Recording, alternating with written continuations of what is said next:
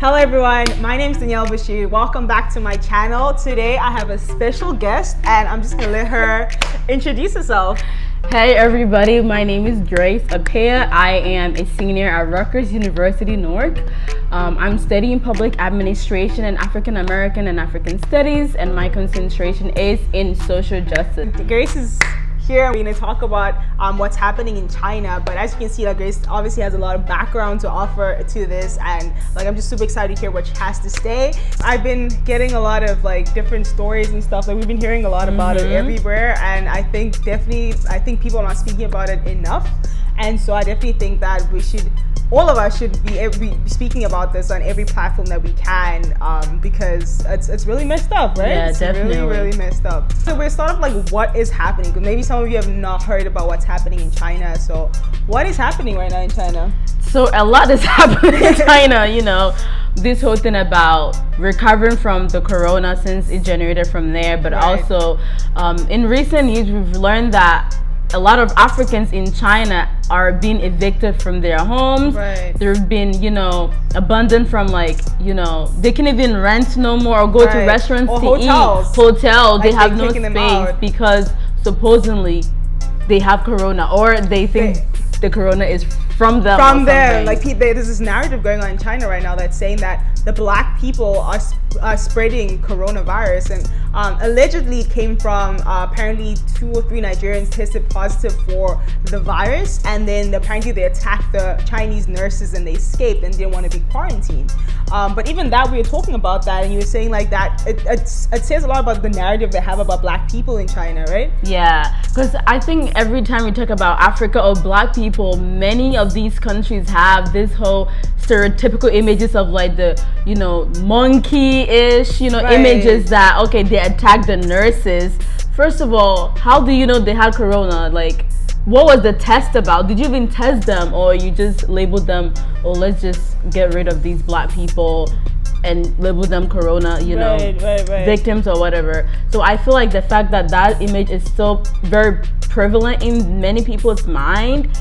They see black people, the monkeys are here, we need to get rid of them. Right, I think it's just easy for people just to believe that, right? Yeah. And just a bit of context, this is happening in Guangzhou. I don't know, I hope I'm pronouncing it right, but Guangzhou. And Guangzhou is known as Little Africa because apparently it has a large population of African people, and even in past years, there's already been some discrimination happening within that city, and so this is all I feel like it's just it was going to happen. Exposed. It's being exposed by the coronavirus, the discrimination and the stereotypes that they have against black people. But I think it's really crazy. I saw videos of a pregnant black lady going to the hospital for a scan, and they were no, you can't come in. That's wild. That's crazy. What? Seriously?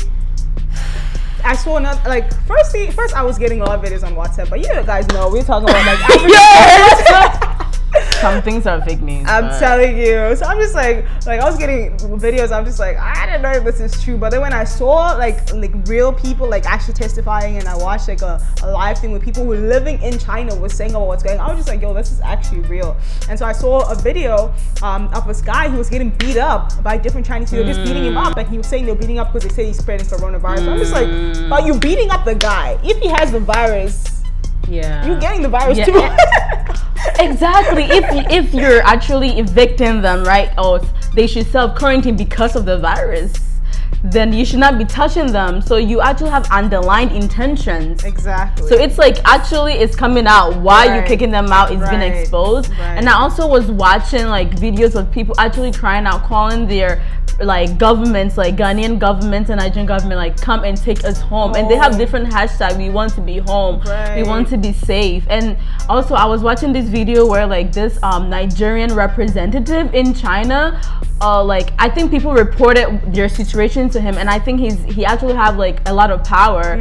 I think it's a Nigerian ambassador or something, but he was talking to these police officers who were treating the Nigerians bad, and they're oh, it wasn't us, it's not our fault. And he was yo, why would people lie about how they're being treated, So I think it's actually happened. There's no way you're lying, you're hiding the truth. And I feel like there are a lot of racism or racist undertones that has been exposed right now. It's just being exposed, yeah. It just needed a situation like this to be exposed, right. And then the McDonald's post literally saying, I hope I can find it, I'll put it up, but literally saying like black people are not allowed to go in. This is, like, literally. What? You know, like that clearly saying like, you know, they really are like profiling black people as if like they are the people bringing the virus, but it's like, it really doesn't make no sense.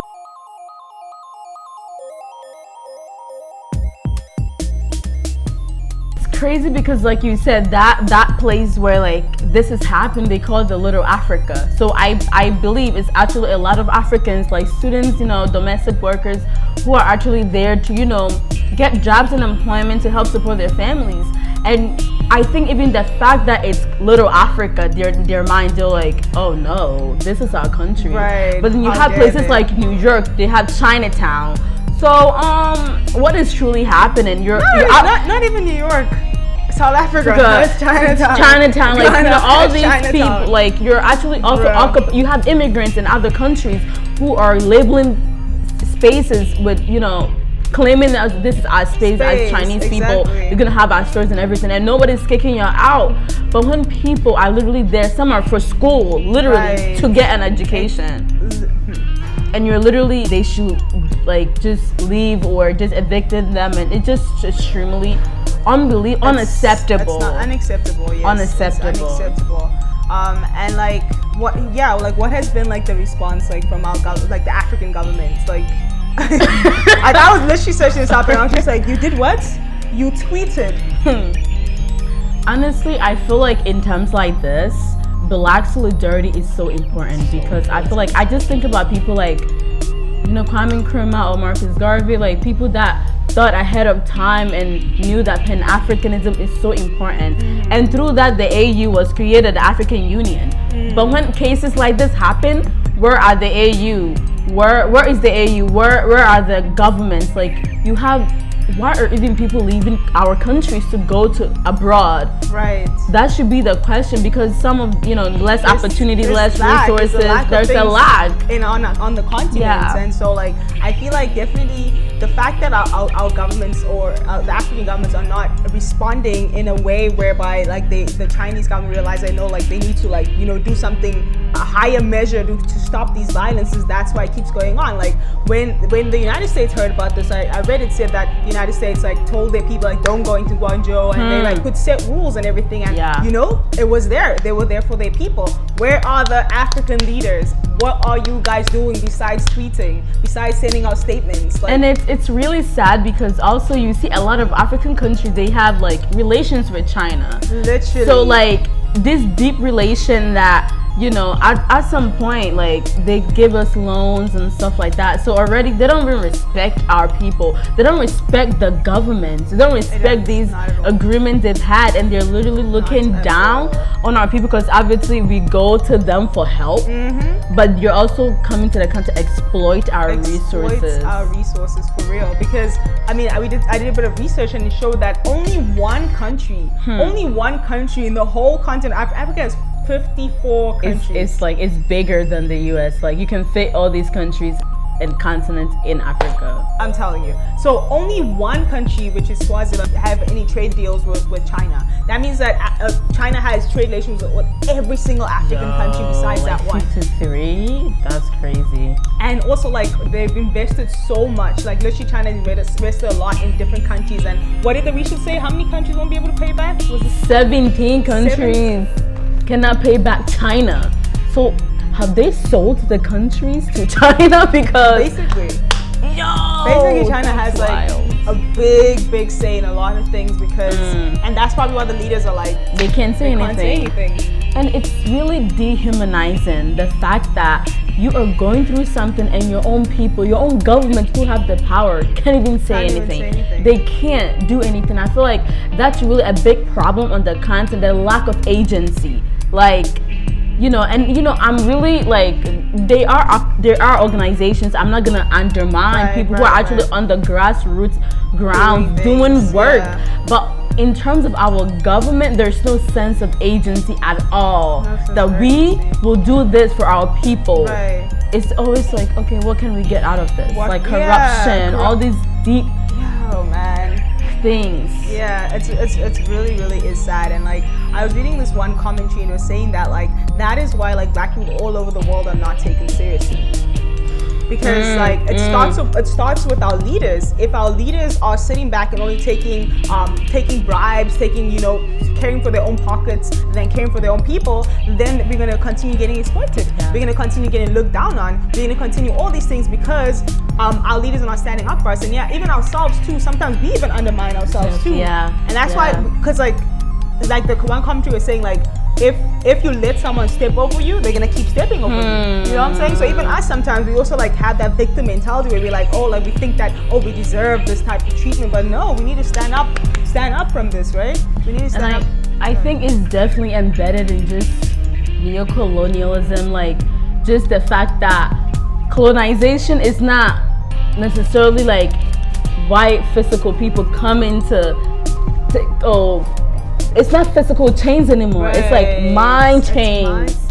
Chains on our minds. So even though like we have the resource, it's still like, oh, I can't do anything for myself. I need somebody abroad to come and save me. That white savior complex. And I think it's like that too with China. Like, oh, we can't do anything. Like even we use a lot of Chinese China phones, all kinds of things, even on the continent. So I feel like it saddens because our continent is rich with resources. It's rich. And they've been exploiting us since we don't know, even slavery, all these things. So I feel like in reality, this is really like modern day colonization too, because it's the mindset. Like we've physically liberated ourselves, but mentally, we're deeply colonized. And we need to mentally also liberate ourselves so we can see ourselves as human beings. I think we should do more series on this. Like, how can we mobilize? I've been trying to get this girl to be on my YouTube channel for the longest time. It had to take Corona. It had to take quarantine. See, now she's about to graduate. She's about to leave me. Now she's like, no, we should do more series. It's not. Even if it's FaceTime, it go. Even if it's Zoom, it goes. But I think it's important. Like, I'm glad that we're able to have these, because whether you're in China or Africa, America, Europe, wherever, you are black. Right. And some of the things may not be the same, but we deal with issues deeply. Thanks, Stephanie, for watching. I know we kind of spoke about a lot of things, but I thought it's really needed to get like kind of a full like picture of like how we as like Africans living in America, how we feel about this issue. And so like, let us know how you feel about this issue. Let us know like some of the things we spoke about, Grace threw a lot of keywords like neo-colonialism, Black solidarity, Pan-Africanism, white savior complex. What do you guys think about that? Definitely leave comments below. And Grace did say she's gonna come back. So and